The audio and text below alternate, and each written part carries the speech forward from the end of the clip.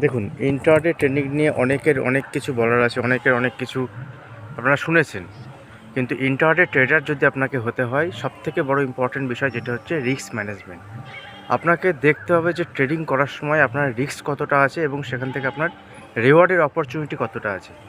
তো যদি আপনার রিস্ক রিওয়ার্ড রেশিও ফেভারেবল হয়, আরেকটা ইম্পর্টেন্ট বিষয় হচ্ছে আপনার ট্রেড সেটআপ।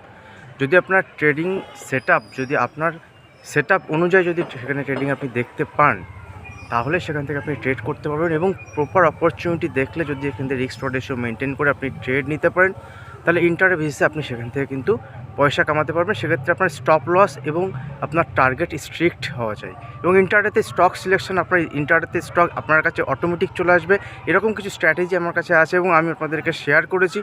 এবং ইন্টারডে বেসিসের আজকে গত দিনে যদি মার্কেট দেখেন, সেখানেও দেখবেন অনেকগুলো স্টকের কিন্তু 5% 6% মুভমেন্ট হচ্ছে, সেগুলো ক্যাপচারও করেছি। তো